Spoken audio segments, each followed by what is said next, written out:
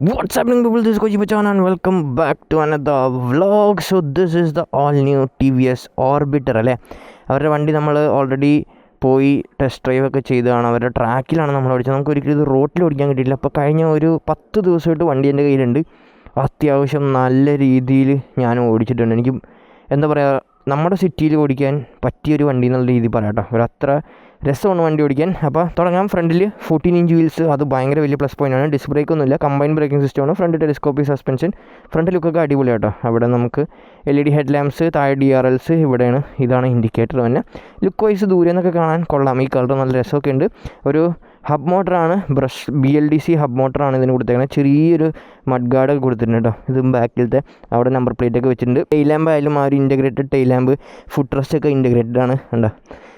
പിന്നെ 3.1 battery, 3.1 kWh ബാറ്ററിയാണ്. Range 90 to 100 ആണ് ഇതിൻ്റെ റേഞ്ച്. ഞാൻ ഫുൾ പവർ 2 മോഡാണുള്ള, സിറ്റിയും എക്കോ മോഡും ഉണ്ട്. അപ്പോൾ സിറ്റി മോഡിൽ ഒരു നമുക്ക് ഓടിക്കണമെങ്കിൽ 70 മുതൽ 80 വരെ കിട്ടും. നോർമൽ മോഡിലാണെങ്കിൽ, എക്കോ മോഡിലാണെങ്കിൽ നമുക്ക് ഒരു 90 അത്രയൊക്കെ പ്രതീക്ഷിച്ചാൽ അത്രേ ഉള്ളൂ. അപ്പോൾ ഒരു ലോക്കൽ റൈഡിന് പറ്റിയ സ്കൂട്ടറാണ്. വെയിറ്റും ഒട്ടുമില്ല, ഭയങ്കര ലൈറ്റാണ്. 112 kg ആണ് ഇതിൻ്റെ വെയിറ്റ്. പിന്നെ ഇതിന് അടുത്ത് എനിക്ക് ഏറ്റവും ഇഷ്ടപ്പെട്ടൊരു കാര്യം ഇതിൻ്റെ ബൂട്ട് സ്പേസ് ആണ്. ഇത് okay, 34 liters of boot space ആണ്. 2 ഹാഫ് ഫേസ് ഹെൽമെറ്റ് സുഖമായിട്ട് ഇതിൻ്റെ അകത്തിരിക്കും. പക്ഷേ അത്യാവശ്യം നല്ല ബൂട്ട് സ്പേസ് ഉണ്ട് കേട്ടോ. നല്ല അടിപൊളി ബൂട്ട് സ്പേസ് ഉണ്ട്. പിന്നെ ഇവിടെ ഒരു പോക്കറ്റ് ഉണ്ട്, ഇവിടെ ഒരു കൊളുത്തുണ്ട്. ഇവിടെയാണ് ചാർജിങ്. ഒരു 4 to 5 hours എടുക്കും ഫുൾ ചാർജ് ആവാൻ വണ്ടി. ആൻഡ് ക്രൂസ് കൺട്രോൾ ഉണ്ട്, റിവേഴ്സ് ഉണ്ട്, പിന്നെ ബ്ലൂടൂത്ത് കണക്ടിവിറ്റി ഉണ്ട്, പിന്നെ ജിയോ ഫെൻസിങ് ഉണ്ട്, ഓവർ ദ എയർ അപ്ഡേറ്റ്സും കാര്യങ്ങളൊക്കെ കിട്ടും. Centre stand, side stand. ഇത് ടോപ്പ് വേരിയൻ്റ് ആണ്. ടേൺ ബൈ ടേൺ നാവിഗേഷനും കാര്യങ്ങളൊക്കെയാണ്. എൻ്റെ ഹൈറ്റ് 5'6" ആണ്. എനിക്ക് ഈസി ആയിട്ട് കാലുകുത്തതുണ്ട്, ഒരു കുഴപ്പമില്ല. ഹൈറ്റ് കുറഞ്ഞവർക്കും ഭയങ്കരമായിട്ട് ഉപയോഗിക്കാം. 112 kg and it's really light weight. ആ എൻടോർക്കിലൊക്കെ കണ്ടുവന്നേക്കുന്ന ടൈപ്പ് ഒരു മീറ്ററാണ് നമുക്കിതിൽ കാണാൻ പറ്റുക. റീജൻ ഉണ്ട്, നമുക്ക് സ്റ്റാർട്ട് ചെയ്യേണ്ടത് ഞെക്കി പിടിക്കുക, സ്റ്റാർട്ടായി. എക്കോ മോഡും സിറ്റി മോഡും ഇത് രണ്ടും ഉള്ളതുണ്ടോ. 75% ചാർജിൽ സിറ്റിയിൽ 73 കിലോമീറ്ററും എക്കോ മോഡിൽ 86 കിലോമീറ്ററാണ് ഉടനെ. സമയം ഇവിടെ റീജൻ കാണിക്കും, ബാറ്ററിയുടെ ഇത്. പിന്നെ ഇവിടെയാണ് ടേൺ ബൈ ടേൺ നാവിഗേഷനും കാര്യങ്ങളും, ക്രൂസ് കൺട്രോളും കാര്യങ്ങളൊക്കെ ഉണ്ട്. And that's it. Basic but with lot of features. Speed വേണമെങ്കിൽ പറ്റില്ല, കാര്യം ടോപ്പ് സ്പീഡ് 69-70 ആണ് കാണിക്കുന്നത്. അത് കൂടാണ്ട് അത് ടോപ്പ് സിറ്റി മോഡിൽ കിട്ടുള്ളൂ. എക്കോ മോഡിൽ എനിക്കൊന്ന് 50 വരെയൊക്കെ പോവുള്ളൂ വണ്ടി. ഓക്കെ, അപ്പോൾ നമുക്കിതിങ്ങനെ ഞെക്കി പിടിച്ചാൽ ഇൻകോഗ്നിറ്റോ മോഡിൽ പോട്ടെ. അത് 2 പ്രാവശ്യം എത്തി. അപ്പോൾ നമുക്ക് നമ്മളെ ജിയോ ഫെൻസ് ഒന്നും ചെയ്യാൻ പറ്റില്ല, ആർക്കും അറിയാൻ പറ്റില്ല നമ്മൾ എങ്ങോട്ടാണ് പോകണമെന്നൊക്കെ. ഓക്കെ, ആൻഡ് റിയറിൽ 12 ഇഞ്ച് വീൽസാണ്. റിയറിൽ നമുക്ക് 14 അല്ല, ഫ്രണ്ടാണ് 14 ഇഞ്ച് വീൽസ് കിട്ടുന്നത്. അപ്പോൾ ഇതാണ് വണ്ടി. ബേസിക് വണ്ടി ആട്ടോ. വലിയ പവറൊന്നും നമുക്ക് ഫീൽ ചെയ്യുക. 0 to 60 ഒക്കെ കയറാൻ, അല്ല 0 to 40 കയറാൻ 6 seconds 7 seconds എന്താണ്. അപ്പോൾ ആ ഇലക്ട്രിക് വെഹിക്കിളിൻ്റെ ആ ഒരു പഞ്ചി ഫീലൊന്നുമില്ല, പക്ഷെ എന്നാലും കുഴപ്പമില്ലാത്തൊരു ഫീലുണ്ട് കേട്ടോ. ഓടിക്കാൻ നല്ല ഫ്ലിക്കബിളാണ്, നല്ല അത്യാവശ്യം കുഴപ്പമില്ലാത്ത ടയേഴ്സാണ് ഇതിന് കൊടുത്തേക്കണേ. സിറ്റിയിൽ ഓടിക്കാൻ അടിപൊളി. ഹൈവേയിൽ നമുക്ക് ബോറടിക്കും, പക്ഷേ ക്രൂസ് കൺട്രോൾ ഉള്ളതുകൊണ്ട് 60 വരെ ക്രൂസ് കൺട്രോൾ വർക്ക് ചെയ്യും കേട്ടോ. അപ്പോൾ 60ലേക്ക് അങ്ങനെ ക്രൂസ് കൺട്രോൾ എവിടെ വേണമെങ്കിൽ വർക്ക് ചെയ്യാം, നമുക്ക് അങ്ങനെ പ്രശ്നമൊന്നുമില്ല. ഉണ്ട്, ഇപ്പോൾ ക്രൂസ് കൺട്രോൾ ഓണായി. വണ്ടി ഇപ്പോൾ ഏത് സ്പീഡിലാണോ ആ സ്പീഡിൽ ഇങ്ങനെ പോകും. പിന്നെ ഹിൽ ഹോൾഡ് ഉണ്ട്, അതാണ് ഏറ്റവും അടിപൊളി. ഇവിടെ തന്നെ കാണിച്ചേക്കാം. അതെ, ഹിൽ ഹോൾഡാണ്. വണ്ടി അങ്ങ് പിടിച്ച് നിന്നു. ഇത് 3 seconds ഒന്നും അല്ല, ഇങ്ങനെ പിടിച്ചാൽ അങ്ങ് നിൽക്കും. ഹിൽ ഹോൾഡ് അസിസ്റ്റ് അല്ലട്ടോ, ഹിൽ ഹോൾഡാണ്. അപ്പോൾ അസിസ്റ്റ് എന്ന് വെച്ചാൽ 3-4 സെക്കൻഡത്തേക്ക് ഉണ്ടാവുള്ളൂ, പക്ഷേ ഇതിങ്ങനെ പിടിച്ച് നിന്നോളും വണ്ടി, നമ്മൾ ബ്രേക്കൊന്നും പിടിക്കണ്ട. പിന്നെ അതുകൂടാണ്ട് ഇവിടെ പാർക്ക് ബ്രേക്കും ഉണ്ട്, അവർ കൊടുത്തിട്ടുണ്ട്. ബട്ട് സ്റ്റിൽ ഇത് കൊള്ളാം, നല്ല ഫീച്ചറാണ്. കൈ കൊടുത്ത സംഭവം റണ്ണിങ് ആയി. അപ്പോൾ ഓട്ടത്തിൽ തന്നെ ഇങ്ങനെ തിരിച്ചടിക്കുമ്പോൾ തന്നെ സിറ്റി മോഡിലേക്ക് മാറാം. പക്ഷേ അങ്ങനെ പവർ ഫീലൊന്നും ചെയ്യില്ല കേട്ടോ. നമുക്ക് ചെറിയൊരു സ്പീഡ് വ്യത്യാസം തോന്നും, അത്രേ ഉള്ളൂ. അല്ലാണ്ട് വലിയ പവർ ഗെയിൻ വന്നു. അല്ലെങ്കിൽ പിന്നെ ചില വണ്ടികളുണ്ട്, ചില ഇലക്ട്രിക് വണ്ടികളിൽ ഇങ്ങനെ ഓട്ടത്തിൽ തന്നെ മാറുമ്പോൾ തന്നെ ഒരു ചാട്ടം നമുക്ക് ഫീൽ ചെയ്യും. പക്ഷെ ഇതിന് അങ്ങനത്തെ ഒന്നും ഫീലൊന്നുമില്ല. അത് തന്നെ ടോപ്പ് സ്പീഡ് ചെക്ക് ചെയ്യാല്ലേ. City mode 73% charge and let see 69-70 ഇട്ട് 70 ഇറക്കത്തിലാണെങ്കിലേ പിടിക്കൂളേ. 69 എത്തി, 68 ആയി. കയറ്റുക, അത്രേ ഉള്ളൂ. ഇതാണ് ഇതിൻ്റെ സ്പീഡ്. ഇത് മറ്റേ പെട്ടെന്ന് കയറുന്ന സ്പീഡൊന്നും അല്ല, പയ്യെ കയറുള്ളൂ. അപ്പോൾ 60ക്ക് മേളിൽ ക്രൂസ് കൺട്രോൾ വർക്ക് ആവില്ല കേട്ടോ. നമ്മളിപ്പോൾ 60-ലൊക്കെ പോവുകയാണെങ്കിൽ 60 പോവാം. നമുക്ക് 53 കൂട്ടാനൊന്നും പറ്റില്ല കേട്ടോ. നമ്മൾ സ്പീഡ് കൂട്ടിയെന്ന് പറഞ്ഞാൽ കൈ കൊടുത്താൽ കുറച്ച് കൂടും, എന്നിട്ട് പിന്നെയും ഞെക്കുക, എന്നിട്ട് പിന്നെയും 56 ആക്കി. അപ്പോൾ ഇതാണ് ഇതിൻ്റെ ബെസ്റ്റ് സ്പീഡ്. അപ്പോൾ ഈ ഒരു സ്പീഡിൽ നമുക്ക് പോകാം. പക്ഷേ ഹൈവേയിലൊന്നും ഒരിക്കലും ഞാൻ റെക്കമെൻഡ് ചെയ്യില്ല. പക്ഷേ സിറ്റിയിൽ അടിപൊളിയാണ്. ഇതിൻ്റെ 14 ഇഞ്ച് ഫ്രണ്ട് വീലിലാണ് ഇതിൻ്റെ ഏറ്റവും ഹൈലൈറ്റ്. എനിക്ക് തോന്നുന്നു ബാക്കി ഇലക്ട്രിക് സ്കൂട്ടറുകളെക്കാട്ടും ഇത് കുറച്ചും കൂടെ അടിപൊളിയാവാൻ കാരണം ഇതിൻ്റെ ആ ഒരു ഫ്രണ്ട് എൻഡ് ഫീലാണ്. കുഴിയൊക്കെ ചാടുമ്പോൾ വലിയ ബുദ്ധിമുട്ടില്ല. അതായത് കുഴിയൊക്കെ നമ്മൾ ഇപ്പോൾ ഒരു ചെറിയ ഗട്ടറൊക്കെ വരുവാണെങ്കിൽ അതൊക്കെ ടാക്കിൾ ചെയ്യുമ്പോഴായാലും നമുക്കൊരു പേടിയോ തോന്നില്ല. അതുകൊണ്ട് പെട്ടെന്നുള്ളൊരു ഗട്ടറൊക്കെ വരുവാണെങ്കിലും വണ്ടി നന്നായിട്ട് ഹാൻഡിൽ ചെയ്യുന്നുണ്ട്. നമുക്ക് ഒരു ഔട്ട് ഓഫ് കൺട്രോൾ അല്ലെങ്കിൽ കൺട്രോൾ വിട്ടു പോകുന്ന ഒരു അവസ്ഥയിലേക്കൊന്നും വന്നില്ല വണ്ടി. അതുകൊണ്ട് ഭയങ്കര അടിപൊളിയായിട്ടുണ്ട്. എനിക്കത് ഭയങ്കരമായിട്ട് ഇഷ്ടപ്പെട്ടു. ഈ വണ്ടിയുടെ മെയിൻ ഒരു ഫീച്ചർ എനിക്കതാണ് ഏറ്റവും ഇഷ്ടപ്പെട്ട ഒരു കാര്യം കേട്ടോ, ഓടിക്കാനുള്ളൊരു ഫീല്. പിന്നെ കംഫർട്ടബിൾ ആണെന്ന് വെച്ചാൽ സീറ്റൊക്കെ അത്യാവശ്യം നല്ല കംഫർട്ടബിളാണ്. 3 പേർക്ക് സുഖമായിട്ട് ഇരുന്ന് പോകാം. എന്നും പറഞ്ഞാൽ ഞാൻ 3 പേരെ ഇരുത്തിയെന്നല്ലോ, നിങ്ങൾക്ക് അങ്ങനെ സംശയമൊന്നും വേണ്ട. നമുക്ക് ഈസി ആയിട്ട് 3 പേർക്ക് ഇരിക്കാം. നല്ല കംഫർട്ടബിൾ ആൻഡ് കുഷൻഡ് ആയിട്ടുള്ളൊരു സീറ്റാണ്. പിന്നെ ട്രാഫിക്കിലൂടെയൊക്കെ ഈസി ആയിട്ട് നമുക്ക് വെട്ടിച്ച് പോകാം കേട്ടോ. ഈസി ആയിട്ട് നമുക്ക് ട്രാഫിക്കിലൂടെയൊക്കെ എടുത്തുകൊണ്ട് പോകാൻ വണ്ടി ഒരു കുഴപ്പമില്ലാണ്ട് നമുക്ക് സുഖമായിട്ട് കൊണ്ടു നടക്കാം. അതായത് വെയിറ്റും ഇല്ല, കാലും എത്തും, ഭയങ്കര കൺട്രോളബിളാണ്, നല്ല ഫ്ലിക്കബിളാണ്, അങ്ങനത്തെ എല്ലാ ഒരു ഫീച്ചറാണ്. പക്ഷേ ആകെ സ്പീഡ് മാത്രം എടുക്കാൻ പറ്റില്ല. പിന്നെ റേഞ്ചും ഇതേ മോഡലിൽ ഒരു റേഞ്ച് കിട്ടിയിരുന്നെങ്കിൽ നമുക്ക് കുറച്ചും കൂടെ അടിപൊളിയായേനെ കേട്ടോ. അതായത് കുറച്ചും കൂടെ റേഞ്ചുള്ളൊരു മോഡൽ ഏകദേശം നമുക്കൊരു 150 ആണ് ഇവർ IDC പറയുന്നത്. പക്ഷേ അങ്ങനെയല്ല, ഒരു 200 കിലോമീറ്റർ റേഞ്ചും നമുക്ക് റിയൽ വേൾഡിൽ ഒരു 140-150 കിട്ടുവാണെങ്കിൽ ഇത് ഒരു ചെറിയൊരു എന്താ പറയുക, ലോങ് ടൂറിംഗ് എന്ന് പറയില്ല, ഒരു പക്ക കഴുതനെ പോലെ പണിയെടുപ്പിക്കാൻ പറ്റിയ ഒരു വണ്ടി എന്ന് വേണേൽ പറയാം കേട്ടോ. കാര്യം അത്ര അടിപൊളിയായിട്ട് സ്പേസും കാല് വെക്കാനും സാധനങ്ങൾ വെക്കാനും എല്ലാത്തിനും അത്യാവശ്യം സ്പേസ് ഉണ്ട്. അങ്ങനെ സാധനങ്ങൾ വെക്കാനും അതിനൊക്കെ അത്യാവശ്യം നല്ല സ്പേസുള്ള ഒരു വണ്ടി തന്നെയാണ്. അതുകൊണ്ട് കുറച്ച് പ്രായമുള്ളവർക്കായാലും ഡെയിലി യൂസ് വീട്ടു സാധനങ്ങളോ അല്ലെങ്കിൽ വീട്ടിലത്തേക്ക് ഒരു സ്കൂട്ടർ വാങ്ങണം, അതിൻ്റെ മെയിൻ പേർപ്പസ് എന്ന് വെച്ചാൽ ഒരു സെക്കൻഡറി വണ്ടിയാണ്. ബട്ട് ഡെയിലി സാധനങ്ങൾ വാങ്ങാനും അങ്ങനത്തെ കാര്യങ്ങൾക്കാണ് വണ്ടി ഉപയോഗിക്കണമെങ്കിൽ ഇത് ഒരു നല്ലൊരു ഓപ്ഷനായിരിക്കും.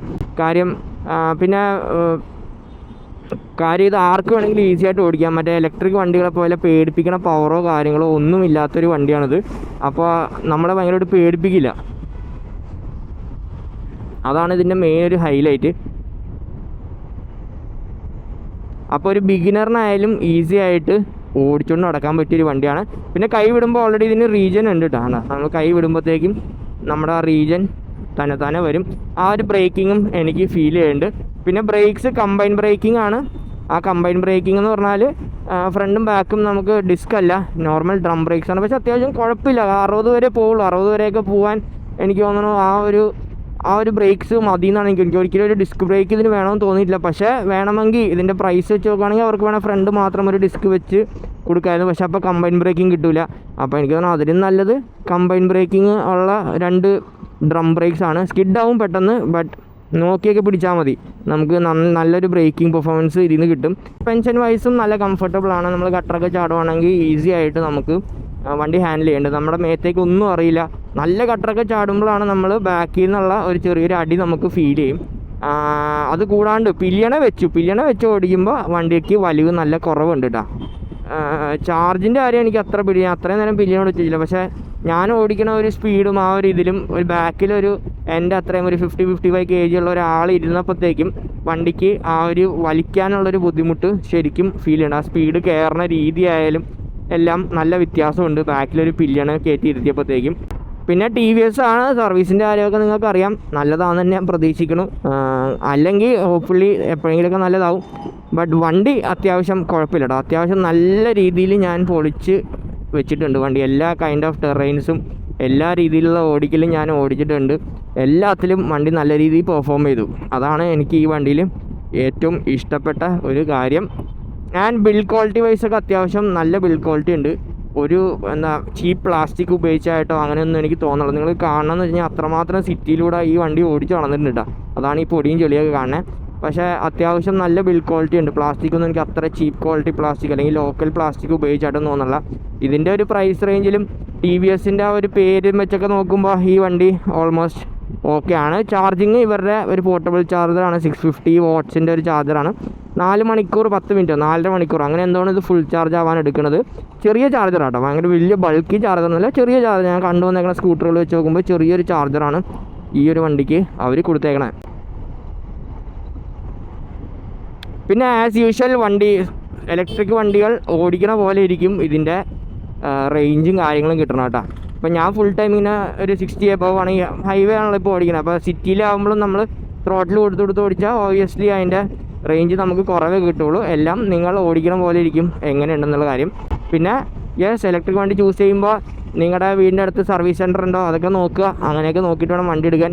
പിന്നെ ഷോറൂം അടുത്തുണ്ടോ, പിന്നെ ഞങ്ങൾ പറയുന്നതിനെക്കാട്ടും കൂടുതൽ നിങ്ങൾ ഇത് ഓൺ ചെയ്യണവരുടെ അടുത്ത് തന്നെ ഒന്ന് ചോദിക്കുക. അവർക്കാണ് ലോങ് ടേമിൽ എന്താ പറയാൻ പറ്റുക. അല്ലെങ്കിൽ ഇതിൻ്റെ യൂസർ റിവ്യൂ ഒക്കെ വേണമെങ്കിൽ ഞാൻ നോക്കാം. നമുക്ക് യൂസറിനെ കിട്ടിയാൽ നമുക്ക് ഈ ഒരു യൂസർ റിവ്യൂവും കാര്യങ്ങളൊക്കെ ചെയ്യിപ്പിക്കാം. ഇതിൻ്റെ ക്ലസ്റ്റർ മീറ്റർ ബേസിക് ആണെങ്കിലും കൊള്ളാം. നല്ല അത്യാവശ്യം നല്ല രീതിയിൽ എല്ലാ കാര്യങ്ങളും അവർ പ്ലേസ് ചെയ്തിട്ടുണ്ട്. പിന്നെ ജിയോ ഫെൻസ് ഞാൻ പറഞ്ഞു, ഇപ്പോൾ ഇൻകോഗ്നിറ്റോ മോഡ് ഓഫായി പോയി. അത് ഞാൻ ഇപ്പോൾ വണ്ടി ഓൺ ചെയ്ത് ഓഫ് ചെയ്തപ്പോൾ ആയതാണ്. ഓമ്പടാ ചക്കൻ വേറെ മൂടാ. അപ്പോൾ ആ കണ്ട TVS iQവിൻ്റെ സെയിം ബാറ്ററി പാക്കാണ്. അതിൻ്റെ മിഡ് വേരിയൻറ്റിൻ്റെ 3.1 kWh ബാറ്ററി പാക്കാണ് ഇതിന് വന്നേക്കണേ. എല്ലാം ഓൺലൈനാണ്, എല്ലാ പരിപാടിയും ഓൺലൈനാണ്. അതായത് അതിൻ്റെ അപ്ഡേറ്റ് വന്നത് online, over there update, OT updates കിട്ടും. അതുകൂടാണ്ട് ജിയോ ഫെൻസിങ്, ജിയോ ടാഗിങ്, അങ്ങനത്തെ എല്ലാ സാധനങ്ങളും ഇതിൽ തന്നെ ഉപയോഗിക്കും. ഇങ്ങനത്തെ സൗണ്ടുകളുള്ള ബുള്ളറ്റൊക്കെ കേട്ടിട്ട് കുറേ നാളായിട്ടാണ്. ഇതെന്താ പഞ്ചാബി എക്സോസ്റ്റ്? അത് തന്നെ പഞ്ചാബി ഷോർട്ട് ബോട്ടിൽ. ചെറിയ പഞ്ചാബി എന്ന് വെച്ചാൽ മറ്റേ നീണ്ട സാധനം വരുന്നത് ഇതിൻ്റെ. പക്ഷേ ഇത് പഞ്ചാബി ഷോർട്ട് ബോട്ടിൽ. ഏത് മൂഡ്?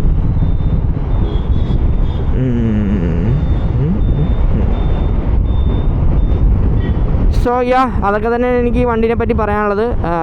പിന്നെ പാർക്ക് മോഡ്സ് ഉണ്ട്. ഫ്രണ്ടും ബാക്കും 5 km സ്പീഡ് വരെ പോകും. അതായത് നമുക്ക് പാർക്കിങ്ങിൽ നിന്ന് ഇറക്കാനും പരിപാടിക്കൊക്കെ അത് അത്യാവശ്യം കുഴപ്പമില്ല. അത് നല്ല കയറ്റമൊക്കെ ഉണ്ടെങ്കിലും കയറ്റത്തിൻ്റെ അവിടെ കൂടെയൊക്കെ നമുക്ക് റിവേഴ്സ് കയറി പോകും. പയ്യെ നമ്മളൊന്ന് കാല് വെച്ചും തള്ളിക്കൊടുത്ത വണ്ടി തന്നെ കയറും. പിന്നെ 7 ഡിഗ്രി കയറ്റം വരെ കയറുള്ളൂ. അത് അത്ര നല്ലൊരു ഗ്രേഡബിലിറ്റി എന്ന് ഞാൻ പറയില്ല. കയറ്റം കയറുന്ന കാര്യം നോക്കാൻ. കാരണം ബാക്കി എല്ലാ സ്കൂട്ടറും എനിക്ക് തോന്നുന്നു 10-15 ആ റേഞ്ചൊക്കെയാണ് അവർ പറയാറുള്ളത്. അപ്പോൾ നിങ്ങളൊരു എന്താ പറയുക, ഒരു സിറ്റി കമ്മ്യൂട്ടറിന് സിറ്റി കമ്മ്യൂട്ടർ എന്ന് പറയുകയാണ്. വലിയ സ്പീഡൊന്നും വേണ്ട, ശാന്തിയായിട്ട് ഓടിക്കണം, ചില്ല് ചെയ്ത് ഓടിക്കണമെങ്കിൽ ഇത് നല്ല ഓപ്ഷനാണ്. കുറച്ച് സാധനങ്ങൾ കൊണ്ടുപോകാനും അങ്ങനത്തെ കാര്യങ്ങൾക്കൊക്കെ ഈ വണ്ടി കൊള്ളാം. അല്ലാണ്ട് നിങ്ങൾക്ക് സ്പീഡ് വേണം, കുറച്ചും കൂടെ പവർ വേണം, ഇടയ്ക്കൊന്ന് പൊളിക്കണം, അങ്ങനെയൊക്കെ തോന്നുകയാണെങ്കിൽ കുറച്ചും കൂടെ കൂടിയ വണ്ടികൾ എടുക്കണമായിരിക്കും. കുറച്ചും കൂടെ പവറുള്ള, കുറച്ചും കൂടെ പെർഫോമൻസ് ഉള്ള ഇലക്ട്രിക് വണ്ടികൾ എടുക്കണമായിരിക്കും നല്ല കാര്യം. ഇലക്ട്രിക് വണ്ടികളുടെ പെർഫോമൻസ് നല്ലതാണ്. അത്യാവശ്യം നമുക്ക് ആ ഒരു മുഖത്തൊരു ചിരി വരും. അത് ഇടയ്ക്ക് നമുക്ക് പ്രാന്ത് പിടിച്ച് കൈ കൊടുക്കുമ്പോഴത്തേക്കും. സോ അതൊക്കെ തന്നെയാണ് എനിക്ക് ഈ സ്കൂട്ടറിനെ പറ്റി പറയാനുള്ളത്. അപ്പോൾ നിങ്ങൾ ഉപയോഗിക്കുന്ന ഒരാളാണെങ്കിൽ നിങ്ങളുടെ റിവ്യൂ എന്തായാലും താഴെ കമൻറ്റ് ബോക്സിൽ കമൻറ്റ് ചെയ്യുക. കാര്യം അത് കുറച്ച് പേർക്കെങ്കിലും യൂസ്ഫുള്ളായിരിക്കും. നിങ്ങളുടെ ഇപ്പോൾ എൻ്റെ മിക്ക വീഡിയോയുടെ അടിയിലും, ഇപ്പോൾ ഇൻസ്റ്റഗ്രാമിലായാലും ഫേസ്ബുക്കിലായാലും യൂട്യൂബിലായാലും അടിയിൽ യൂസേഴ്സ് തന്നെ വന്ന് അവരുടെ അഭിപ്രായങ്ങളൊക്കെ പറയാറുണ്ട്. അത് ബാക്കിയുള്ളവർക്ക് നല്ല യൂസ്ഫുള്ളാണ്.